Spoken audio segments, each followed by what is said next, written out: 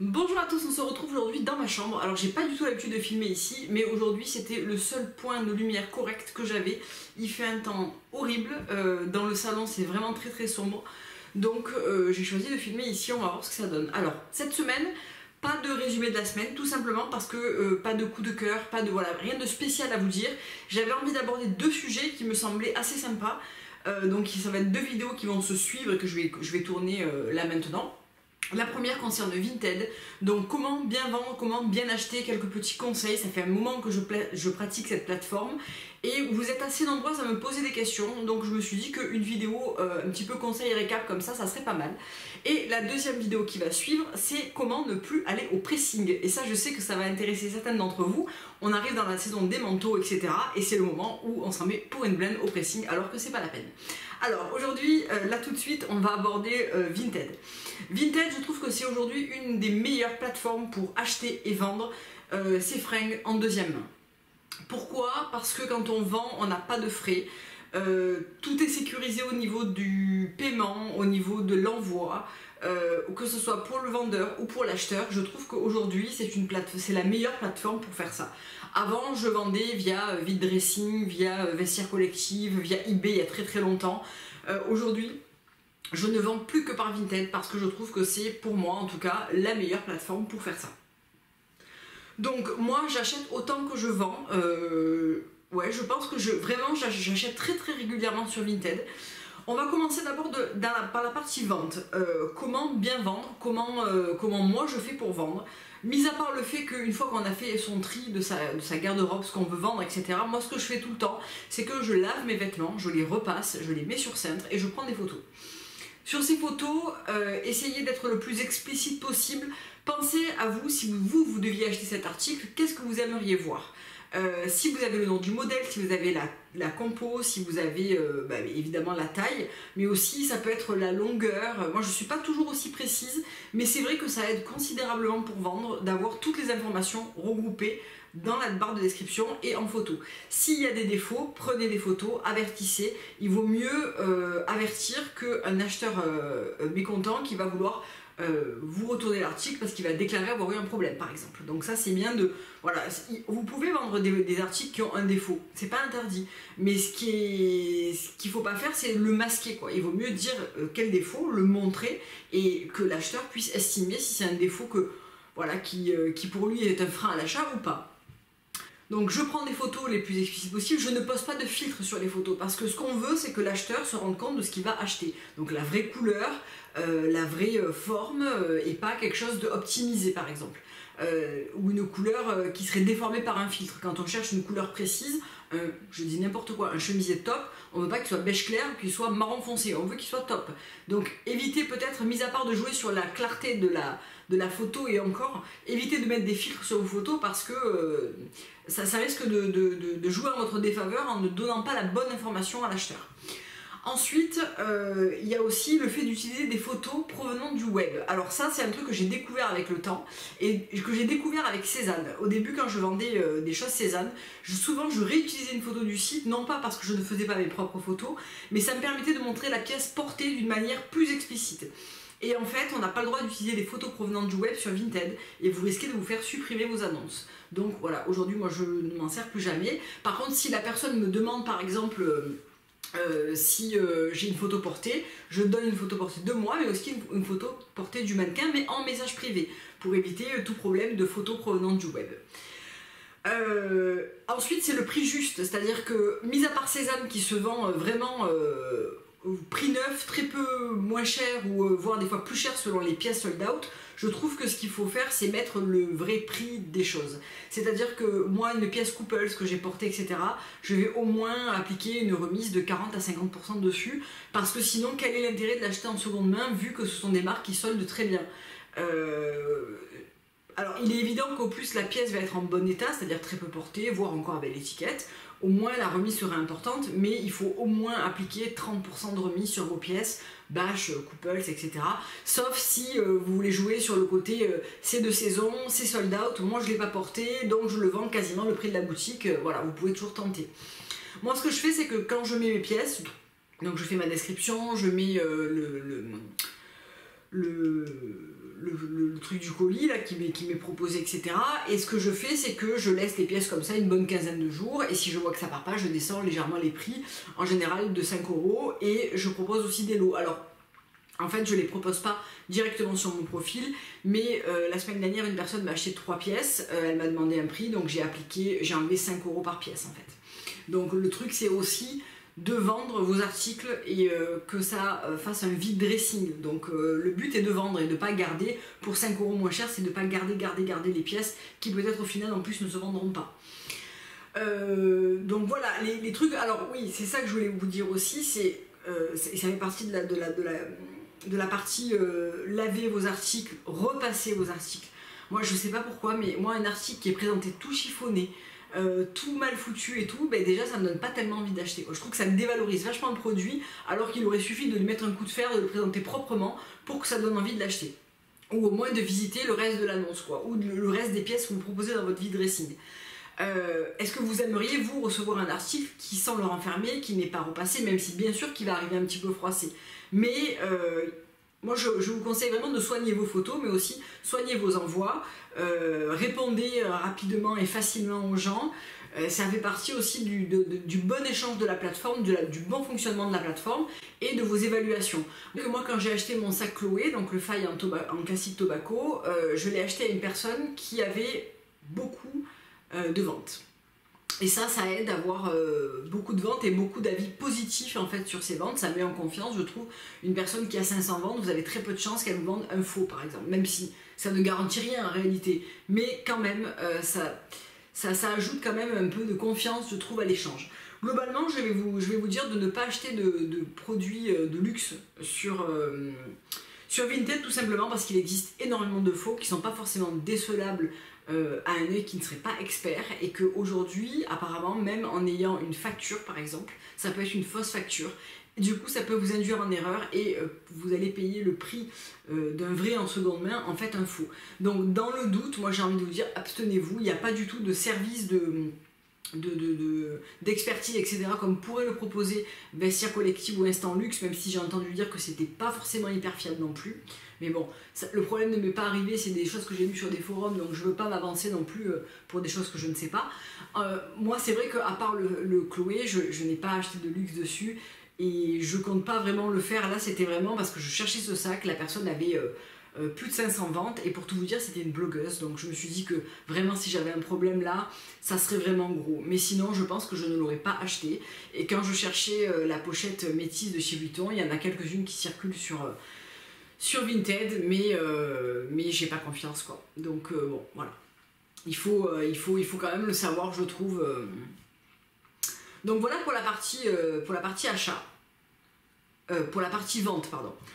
Pour la partie achat, j'achète régulièrement des choses sur Vinted, d'ailleurs je vous en parle régulièrement, notamment des pièces Cézanne par exemple, que je retrouve soit parce qu'elles étaient sold out, soit parce que je les ai ratées les saisons précédentes, etc.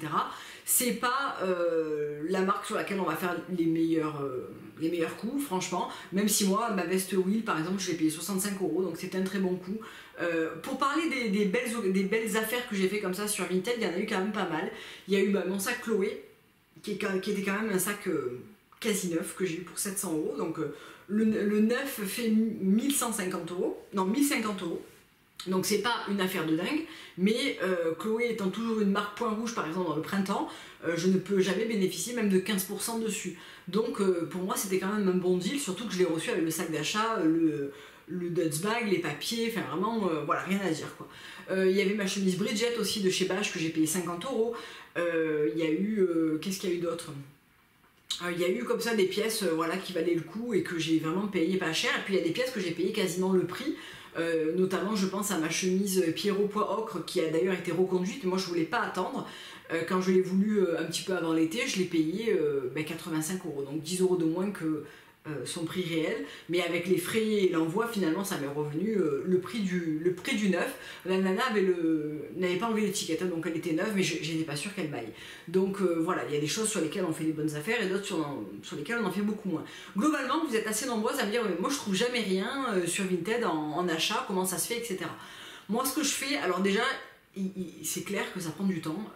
Vinted, c'est un peu comme ailleurs, c'est quand même assez chronophage, on y passe quand même assez de temps.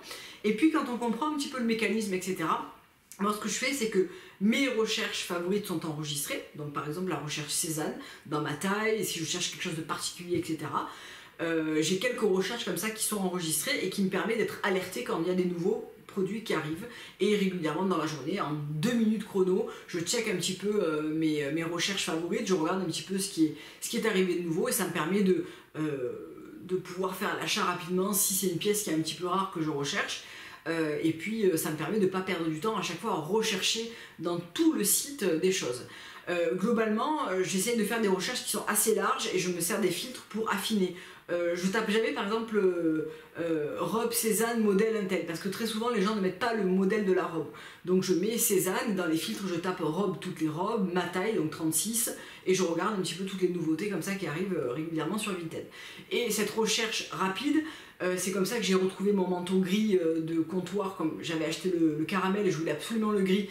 Je l'ai trouvé au bout de mes peut-être 3 mois de recherche en fait. Personne ne vendait ce truc, je le voulais en XS, gris, ce modèle, etc. Et hop, un jour je l'ai trouvé. Mais comme la plupart des articles que j'ai cherchés finalement sur Vinted et que j'ai toujours fini par trouver à un moment donné ou à un autre, en gardant comme ça des recherches permanentes en fait sur les articles qui m'intéressaient. En général, je me sers toujours de ma cagnotte Vinted pour faire des achats. Je trouve que c'est un bon donnant-donnant, et c'est vrai que quand j'ai pas d'argent dans ma cagnotte, mis à part pièces coup de cœur que je cherche depuis des mois, je fais pas spécialement d'achat. Je trouve que c'est un bon équilibre de vendre pour racheter, vendre en seconde main pour racheter de la seconde main. Moi, c'est un système qui me plaît bien et qui me permet de trouver un petit peu un équilibre dans mon budget vêtements qui est des fois assez conséquent. Je trouve que là, le fait de me dire bon allez, je vends une pièce et si je vends cette pièce, ben, je peux m'acheter celle-là, je trouve que c'est pas mal. On va parler de la partie de négociation, que ça soit pour les ventes ou pour les achats. Moi, j'essaie toujours de mettre le prix juste quand je vends quelque chose, et je prévois pas forcément cette marge de négociation. Il y a des fois des gens, vous mettez un article neuf à 80 € par exemple en vente, et on vous dit salut, tu pourrais me le vendre à 40 €. Bon, j'avoue que c'est un petit peu... alors, ça doit marcher, hein, parce que si les gens font cette démarche, c'est que certaines personnes acceptent. Moi, c'est vrai que enlever 5 €, allez, pourquoi pas, parce que je trouve que voilà, ça fait partie un petit peu du jeu, mais je mets pas un produit à 80 € pour le vendre à 40. Je trouve que c'est soit complètement flouer la personne qui aurait pu l'acheter à 80, et c'est un peu prendre des gens pour des imbéciles, excusez-moi. Donc je préfère mettre le prix juste et pas faire des négociations de fou. Il y en a qui préfèrent mettre le prix, un prix déraisonnable pour faire une grosse remise ou pour faire voilà, un gros marchandage. Moi, c'est pas ce que je fais, et en général quand je veux acheter, il m'arrive de demander un prix, parce que quand j'estime que par exemple une robe bâche de l'année dernière qui est vendue le prix hors solde de l'année dernière, bon, je tente, la personne m'a dit non, bah très bien, je vais pas l'acheter. Tout simplement parce que j'estime que je la trouverai plus tard à un prix inférieur et que je suis pas pressée pour avoir cette pièce, donc tant pis. Je trouve que le prix est déraisonnable, c'est un article qui a été soldé et extrêmement bien soldé. Vous allez me dire, bah, t'avais qu'à l'acheter à ce moment-là. À ce moment-là, il m'intéressait pas spécialement. Aujourd'hui, j'avais envie de l'avoir, j'estime que je vais pas le payer le prix hors solde. Même si c'est un article qui est neuf, je trouve que voilà, c'était de l'année dernière, c'est dépassé. Donc la personne m'a répondu non. Elle m'a dit le prix est ferme, ben, très bien, mais bonne journée, il n'y a pas de problème, hein, vous avez le droit hein, de vendre quelque chose comme ça. Ça fait déjà un moment qu'elle l'a dans sa garde-robe, à mon avis elle va le garder encore un moment, parce que c'est pas évident de vendre un article à un prix fermé, sachant que c'était un article de l'année dernière qui a été extrêmement bien soldé, il était à moins 40 ou moins 50, toi tu veux le vendre le prix qui t'a coûté au départ, parce que peut-être que toi tu l'as acheté à ce prix-là. Bon bah ok, très bien. Après je suis pas là à insister, je pose la question, j'entame le dialogue. Après si la personne me répond non, très bien, elle a le droit hein, de me répondre non, et encore heureux. J'ai jamais eu de problème sur Vinted, c'est-à-dire que tout ce que j'ai acheté, si la seule fois où j'ai eu un problème c'était sur un problème de taille.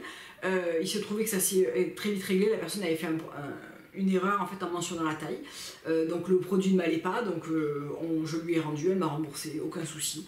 Voilà, j'ai vraiment pas testé le truc. Par exemple, si j'achète un sac Vuitton, je vous dis n'importe quoi, et que je vais chez Vuitton pour le faire expertiser, et que Vuitton me dit c'est un faux madame. Alors, ce qu'il faut savoir quand même dans l'univers du luxe, et je reviens 2 minutes là-dessus, c'est que quand vous allez en boutique, vous pouvez demander l'avis d'un vendeur qui va vous donner un avis qui est absolument pas un avis exhaustif, et il n'a pas le droit de vous délivrer un papier ou de vous garantir l'authenticité de votre bien. Donc vous pouvez vous dire oui, je vais acheter cet article et puis quand je vais le recevoir, je vais vite aller en boutique et le gars va me certifier que c'est un vrai ou pas. Non. Chez Hermès par exemple, on peut vous faire un avis consultatif en boutique, donc vous dire je pense que c'est un vrai, je pense que c'est un faux. Mais si vous voulez un certificat d'authenticité par exemple, cet article va aller à la maison mère de Hermès. S'il s'avère que c'est un faux, il sera détruit. Donc après, c'est à vous de voir, ce laps de temps ne vous permettra pas de déclarer un litige auprès de Vinted. Le point faible de Vinted aussi selon moi, c'est que c'est une plateforme autonome, c'est-à-dire qu'il n'y a pas vraiment de modérateur, il n'y a pas vraiment je trouve que quand vous avez un souci, et ça c'est des choses que j'ai lues sur un forum avant de faire cette vidéo, parce que ça ne m'est pas arrivé d'avoir ce genre de problème, mais apparemment quand vous avez un problème avec une vendeuse, avec un acheteur, etc., le site manque de réponse et manque de réactivité. Il y en a qui ont attendu plus d'une semaine avant d'avoir une réponse de la part de Vinted. C'est un petit peu robotique en fait Vinted. À un moment donné, je devais faire vérifier mon identité parce que j'avais dépassé un seuil de vente ou d'achat, je sais plus, ou des deux, cumulés. Et je devais scanner mon passeport et leur envoyer la photo de mon passeport et les informations de ma carte d'identité, etc. Et il n'arrivait pas à lire la photo. Et en fait, ça, je l'ai fait peut-être une dizaine de fois, donc j'ai fini par envoyer un message à Vinted qui ne m'a jamais répondu. Et ils ont fini par accepter mon identité. Mais je trouve que voilà, c'est un petit peu trop robotique et qu'une plateforme comme ça mériterait, parce que pour moi c'est une très très bonne plateforme, ça mériterait d'avoir un peu plus d'humains derrière qui pourraient assister les personnes qui ont un problème sur le site Vinted. Voilà. Après je trouve que globalement c'est quand même très bien protégé pour le vendeur et pour l'acheteur. Si vous avez un problème de livraison, si vous avez un problème d'un produit qui ne vous convient pas, je trouve que ce système de porte-monnaie, en fait pour celles qui ne savent pas comment ça marche, je vends quelque chose à 50 € par exemple, donc on est lundi, je l'expédie à la personne qui me l'a acheté. Ces 50 € sont bloqués dans ma cagnotte, dans mon porte-monnaie. Quand l'acheteuse va recevoir sa marchandise et déclarer qu'il n'y a pas eu de problème, cet argent va m'être débloqué. Donc je trouve que c'est vraiment à la fois pour le vendeur et pour l'acheteur une espèce de garantie qui fait que voilà, vous êtes quand même relativement bien protégé. Encore une fois, privilégiez la discussion si vous avez un problème avec un acheteur ou un vendeur. Moi jusqu'à présent ça s'est toujours très bien passé quand il y a eu des quiproquos ou quand voilà, la personne alors il faut savoir que vous ne pouvez pas renvoyer un article parce qu'il ne vous plaît pas ou qu'il ne vous va pas. C'est pas un magasin, hein.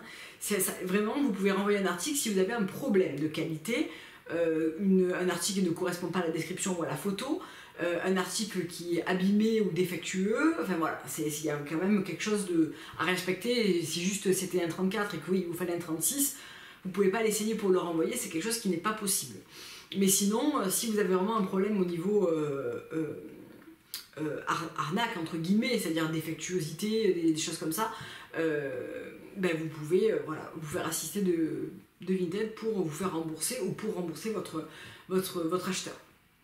Voilà, j'ai l'impression d'avoir fait le tour de la chose. Donc beaucoup m'ont dit mais comment tu fais pour t'inscrire? Alors c'est très très simple, c'est vraiment très intuitif, vous vous inscrivez en un clin d'œil. Moi personnellement j'ai l'application sur mon téléphone, donc je fais tout sur mon téléphone, je ne fais rien sur mon ordinateur.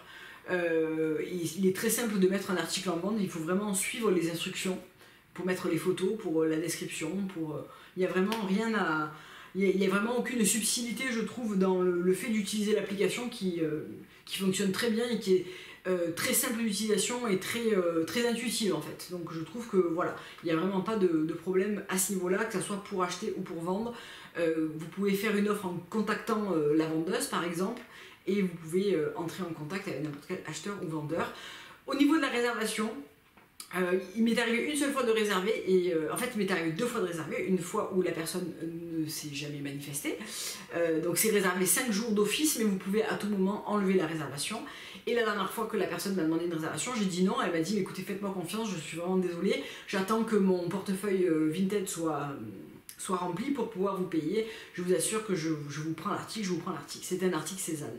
Et effectivement 2 jours après elle m'a appris l'article et il n'y a eu aucun problème. Donc moi j'évite la réservation parce que beaucoup de gens en réalité ne reviennent absolument pas pour leur article. Je me demande bien à quoi ça sert, mais enfin c'est comme ça. Réserver 2 jours maxi je pense, voilà. Ça peut être un bon compromis de couper la poire en deux et de dire ok je vous le réserve mais par contre que pour 2 jours. Au moins ça ne vous bloque pas les ventes pour les autres quoi. Voilà, donc j'espère que j'ai répondu à vos questions et à ma manière de fonctionner avec ce site. Et puis, je vous dis à très bientôt pour une prochaine vidéo. Au revoir.